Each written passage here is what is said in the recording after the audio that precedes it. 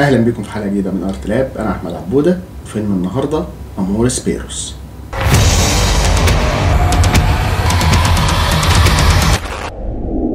امورس بيروس هو فيلم تشويق ودراما من انتاج سنه 2000، وهو فيلم مكسيكي. حادث سياره وحب الكلاب بيجمعوا 3 قصص كلها بتدور حوالين الخساره والندم وواقع الحياه الصعب. الفيلم من اخراج اليخاندرو جونزاليس انياريتو، وهو مخرج مكسيكي اتشهر بافلام زي بيردمان وذا ريفننت.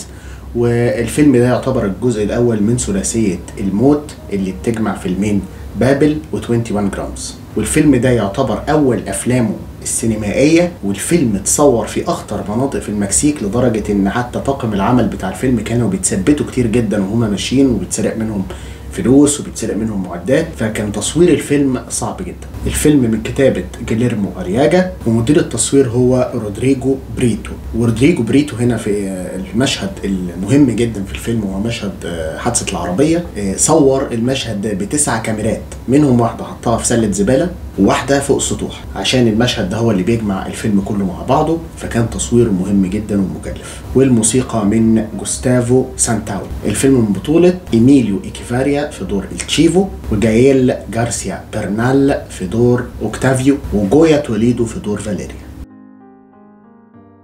تحذير قبل مشاهدة الفيلم ان الفيلم فيه مشاهد قتال بين الكلاب كتيرة جدا وعنيفة جدا جدا، بس المشاهد دي في التصوير ما كانتش حقيقية، وما كانش فيه عنف ما بين الكلاب نهائيا. الكلاب دي كانت بتلعب، وكان فيه مراقبين من حقوق الحيوان هناك وشافوا اللي كان بيحصل. ما كانش فيه اي عنف خالص. الفيلم فيه تصويره، ولكن يعني تريكات في المونتاج والتصوير قدروا ان هم يوصلوا الصورة النهائية تبان ان الكلاب دي بتاكل في بعض. الفيلم بيتكون من 3 قصص، يعني نقدر نقول ان هم 3 افلام قصيره محبوكين مع بعض، بيجمعهم حاجتين: حب الكلاب ومشهد الحادثه اللي بيجمع خيوط ال3 قصص مع بعض. طبعا ان انا احكي الفيلم بالشكل اللي هو معروض بيه هيبقى صعب جدا، فانا هحكي ال3 قصص كل قصه لوحدها، وبعد كده هنحلل الفيلم. اول قصه هي اوكتافيو اند سوزانا. القصه دي بتجمع عده اطراف، اولهم اوكتافيو، وهو شاب فقير في عيله فقيره عايشين في حي فقير في المكسيك. اوكتافيو خد كلب من الشارع وبيربيه، وهو معجب بمرات اخوه اللي هو شغال رجل عصابات وحرامي وبيشتغل احيانا في سوبر ماركت، مش نافع يعني. وفي عصابات في المنطقه دي نفسها بيعملوا مصارعه ما بين الكلاب، والكلب بتاع اوكتافيو هيهجم على كلب بتاع واحد اسمه بانشو. بانشو ده واحد من عصابه في المنطقه، فبيهدد اوكتافيو ان هو لو ما دفعلوش ثمن الكلب اللي مات هيجي طبعا يقتله هو وعيلته والكلام ده كله. فاوكتافيو عشان ينقذ مرات اخوه من جوزها، وعشان نفس الوقت ينقذ حياته هو شخصيا من بانشو، بيقرر ان هو يدخل الكلب اللي معاه ده مصارعه الكلاب. وفعلا بيفضل يكسب ماتش ورا ماتش ورا ماتش ورا ماتش. بيليا بتلعب معاه جدا وبيبقى معاه فلوس كتير، وبيقتل لبانشو كذا كلب بس جوه حلبة المصارعة مش بره. بيكسبوا كذا مرة ورا بعض، فبانشو بيربي معاه عداوة كبيرة جدا، ولكن طبعا هو بياخد فلوسه فما بيقدرش يعمل له حاجة. بيجي بعد كده طبعا يحاول ان هو يقول بقى لمرات اخوه انا معايا فلوس ويلا نمشي مع بعض ونسيب اخويا المجرم ده والكلام ده، فهي بتقول له لا، ان هي خايفة والكلام ده كله. فبيتفق مع صاحب حلبة الكلاب ان هو يعملوا نفسهم بيخطفوا اخوه عشان يخوفوه ويهرب. فعلا بيعملوا ده، وفعلا اخوه بيخاف وبيهرب. وبيجي بعد كده بانشو بيقول له تعالى بقى ننزل يعني ايه ماتش بقى ايه الكلاسيكو بقى. فبيروحوا وبيلعبوا فعلا، وكلب بتاع اوكتافيو هو اللي بيكسب، ولكن بانشو مره واحده بيطلع سكينه وبيقتل الكلب، وده بيؤدي طبعا ان هو اوكتافيو بيروح وبيجيب سكينه هو كمان وبيقتل بانشو. بيرجع بعد كده اوكتافيو عشان يهرب، بيكتشف ان مرات اخوه خدت فلوسه وهربت مع اخوه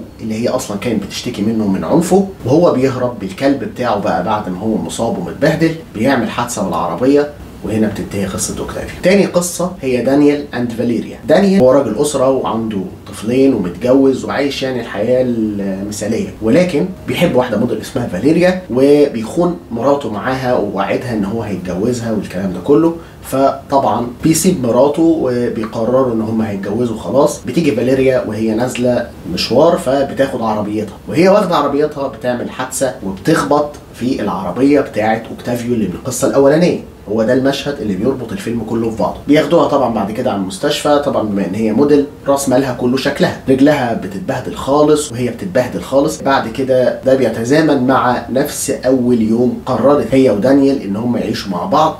فهو الراجل في نفس الوقت اللي قرر فيه يسيب عيلته ويرمي كل حاجه وراه، بيروح للي هو بقى بيحبها والموديل بقى، فبيلاقي بقى الحياه قلبت معاه شويه. البيت الجديد فيه حتت مكسره، في خرم كده في الارض، في حته خشب في ارضيه البيت، هي متبهدله خالص وتعبانه، المصاريف كتيره جدا. بيبتدوا بقى يتخانقوا كتير جدا والمشاكل ما بينهم تزيد والاسترس يزيد. وبعد كده بقى بيزيد على الموضوع ان الكلب بتاعها بينزل في الفتحه اللي في الارض دي وبيفضل جوه ما بيعرفوش يطلعوه. وهنا الكلب ده بقى بيمثل الحلم بقى اللي ضايع منهم، فكره ان هم دوروا على حاجه مش عارفين يوصلوا لها وبعد ما كانت في ايديهم، وهيفضلوا بقى بقيه قصتهم كلها بيسترسوا ازاي يطلعوا الكلب ده، ويقعدوا يكسروا في ارضيه الشقه، تدخل هي ايديها. المشكله طبعا ان تحت في فران مع الكلب، هو كلب صغير جدا، فمش عارفين يحطوا سم فران عشان خايفين الكلب ياكل منه، ومش عارفين يحطوا اكل عشان الفئران هتيجي تاخده فالكلب مش هيعرف يطلع. ففي جميع الحالات يعني الموضوع مقفل من ناحيتين. بتبتدي تخسر بقى عقود الاعلانات وتتشال صورها من على المباني وخلاص بتتحول لماضي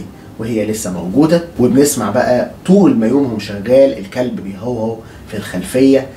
الوضع بيبتدي يغلي كده والاسترس يزيد. وبعد كده بيجي بقى هو دانيال في يوم وبيتعصب بقى جدا وبيروح ماسك الشاكوش ومكسر ارضيه البيت كلها وبيطلع الكلب. بعد كده بنشوفهم بقى وهم راجعين من المستشفى، عملوا لها بتر لرجلها، هم راجعين برجل واحده وبالكلب ومع بعض هما الاثنين في محاوله ان هم يبتدوا حياه مع بعض بعد ما دفعوا ثمن الخيانه. القصه الثالثه هي قصه تشيفو اند مارا. تشيفو ده واحد هومليس في الشارع، بنشوفه كده ماشي معاه كلاب كتير جدا بيحبهم وعايش معاهم في حته خرابه كده. بعد كده بنشوفه هو ماشي في الشارع مره واحده وبيقف قدام مطعم وبيضرب واحد رجل اعمال بالنار في المطعم. بنعرف بعد كده ان تشيفو ده شغال قاتل مأجور، يعني هو ما عندوش بيت، عايش في الشارع، وفي نفس الوقت هو بيقتل ناس لصالح شرطي فاسد. وبعد كده بنعرف ان تشيفو ده كان مهندس وكان راجل متجوز وحياته يعني جميله جدا وما عندوش اي مشاكل. ومره واحده حاجه في دماغه ضربت وبقى ارهابي، حط قنبله في مبنى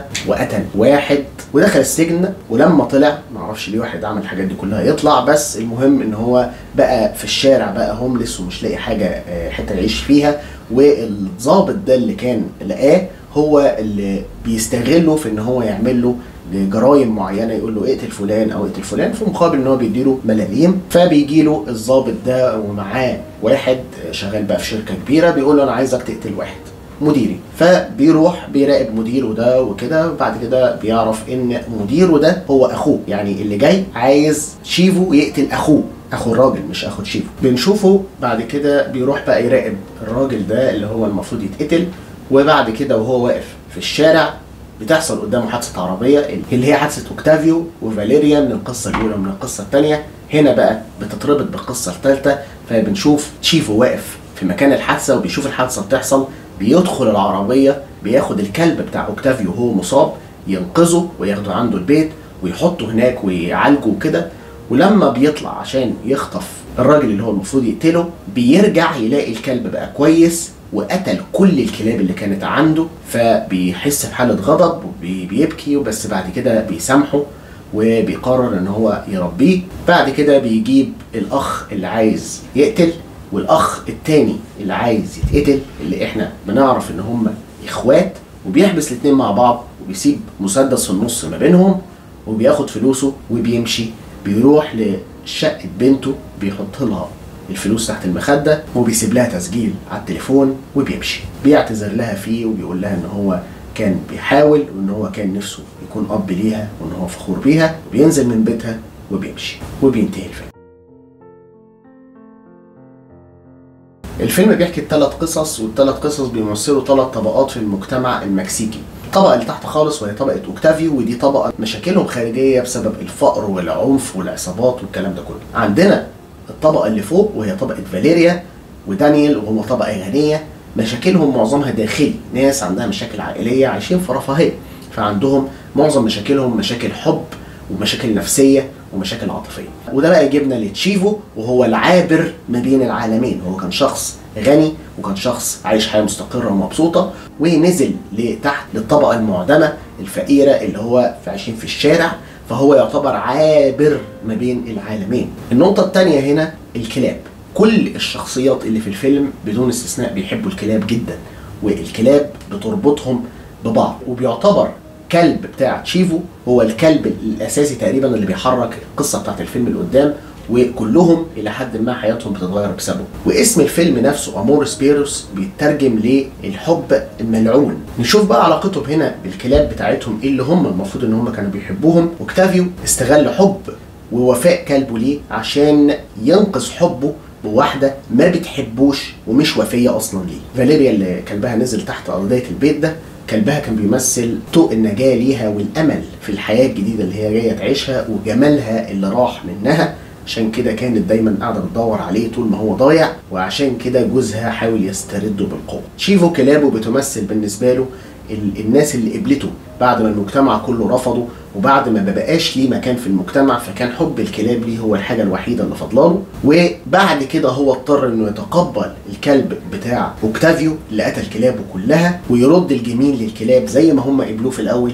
هو يقبل كلب اوكتافيو في الاخر. برغم ان الفيلم 3 قصص، ولكن انيريتو هنا ربط الاحداث ببعض بشكل ممتع جدا. الفيلم ما فيهوش ذره ملل، وفكره الفيلم اصليه 100%، وهو فيلم مش عن الكلاب، هو فيلم عن الوفاء والحب والعائله والرأسمالية. في ال3 قصص في أسرة بتتفكك. أول قصة الأسرة بتتفكك بسبب الفقر، تاني قصة الأسرة بتتفكك بسبب الجمال، والتالتة بسبب تشيفو وأحلامه وحبه واتجاهه للعنف. بنشوف في الفيلم أخ بيقتل أخوه عشان بيحب مراته، أخ بيقتل أخوه عشان بيحب منصبه ومركزه، وزوج بيسيب مراته اللي عاشت معاه وادته أطفال وأسرة عشان يجري ورا جمال واحدة موديل، واللي بمجرد ما بتفقد جمالها بيرجع ويكلم مراته تاني عشان يرجع لها وهي بترفض. الحب هنا في الفيلم هو حب ملعون، بس مش حب الناس دي لبعضها، هو حب الكلاب للناس دي. الكلاب ادت الناس دي وفاء وحب اثناء الفيلم كله، ولكن كل الناس دي استغلت الكلاب لاغراض تانية، لان هم نفسهم ما عندهمش وفاء. من الحاجات اللي بيتكلم عنها الفيلم هي الرأسمالية اللي بتطحن الناس اللي تحت وبتحطهم في اقتصاد موازي من العصابات والسرقة ومصارعة الكلاب، وبتنهي حياة موديل في لحظة زي ما شهرتها في لحظة عشان فقدت جزء من جمالها. وبنشوف هنا رمزية موضوع الرأسمالية ان تشيفو نفسه معمول بشكل مشابه جدا لكارل ماركس، عشان يفكرنا بقى بدولة بتحارب عشان يبقى عندها اقتصاد دولي وتبقى موجودة على الساحة الدولية، بدل ما هي دولة بصة لجوه تبتدي تبص لبره شوية. ودي نتيجة ده، فده اللي بيحصل للناس في المقابل، ان هم بيطحنوا كلهم في المفرمة بتاعت الرأسمالية. فده بيوصلنا في النهاية ان الفيلم ده مش عن الخير والشر، ده ان العالم ما فيهوش ناس خير وناس شر.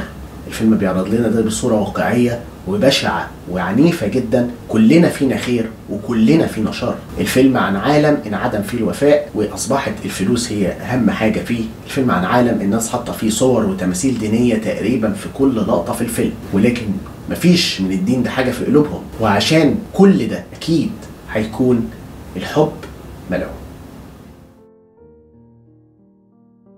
فيلم امورس بيروس هو من الافلام المهمه جدا اللي تعتبر من اهم الافلام في المكسيك. الفيلم حقق نجاح كبير في المكسيك، حصل على 55 جايزه و25 ترشيح، واخد ترشيح للاوسكار عن احسن فيلم اجنبي. وتقييمات الفيلم على IMDb الفيلم واخد 8.1/10، وهو رقم 237 في احسن 250 فيلم في الموقع. على ميتا كريتيك الفيلم واخد 83%، وعلى روتن توميتوز الفيلم واخد 94 جمهور 93 من النقاد.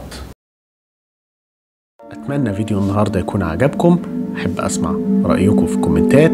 لو عجبكم الفيديو لايك شير سبسكرايب، واشوفكم في حلقه جديده من ارت لاب.